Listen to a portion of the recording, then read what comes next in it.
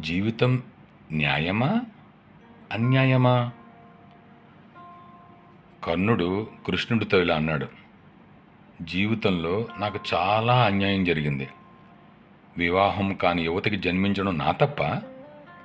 నేను పుట్టిన తక్షణమే నా తల్లి నన్ను విడిచిపెట్టింది. రాజభవనంలో పెరగవలసిన నేను సూతిని ఇంట పెరగవలసి వచ్చింది. సూతపుత్రునిగా పరిగణించబడడం వలన ద్రోణాచార్యుల వద్ద ధనుర్విద్యను పూర్తిగా నేర్చుకోలేకపోయాను.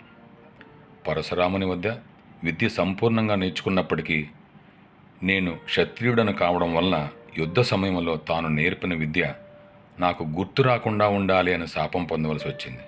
ఇది నా తప్ప? అసలు విద్య నేర్చుకున్నప్పటికీ నేను క్షత్రియ వంశంలో పుట్టానని నాకు తెలియదు. కర్ణుడు అడిగిన ప్రశ్నలకి శ్రీకృష్ణుడి సమాధానాలు. కర్ణ, నేను జైల్లో పుట్టాను.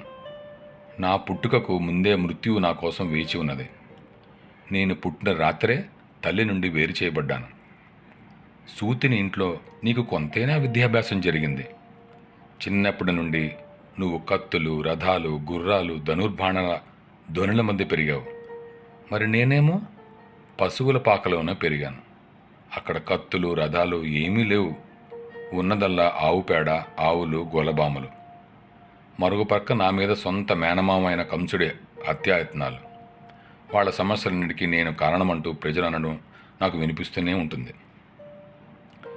ఒక్క విషయం బాగా గుర్తుంచుకో కర్ణ, జీవితంలో ప్రతి ఒక్కరికి అనేక సవాళ్ళు ఎదురవుతాయి. జీవితం ఎవ్వరికీ పూలపానుపు కాదు.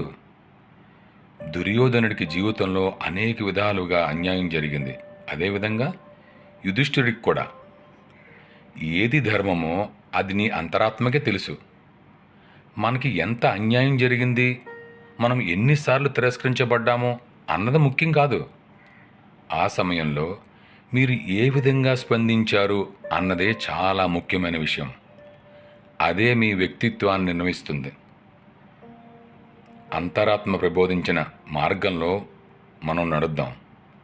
జీవితంలో అన్యాయం జరిగిందంటే అది తప్పుత్రోవలో నడవడానికి అనుమతిని మంజూరు చేసినట్లు కాదు. జీవితం ఎప్పుడూ సాఫీగా ఉండదు. మన పరిస్థితులను ఎదుర్కోవడానికి, చక్కదిద్దుకోవడానికి యథాశక్తి ప్రయత్నం చేయాలి. పరిస్థితులు మన చెయ్యి దాటిపోయినప్పుడు నిరాశతో కృంగిపోవడం వలన, ఇతరులను నిందించడం వలన, తప్పుడు మార్గంలో వెళ్ళడం వలన ఎటువంటి ప్రయోజనం ఉండదు. అలా కాకుండా తప్పొప్పులను చక్కగా విచారించుకొని విచక్షణతో సరైన మార్గాన్ని అనుసరిస్తే మనలోనే మనకు శాంతి లభిస్తుంది.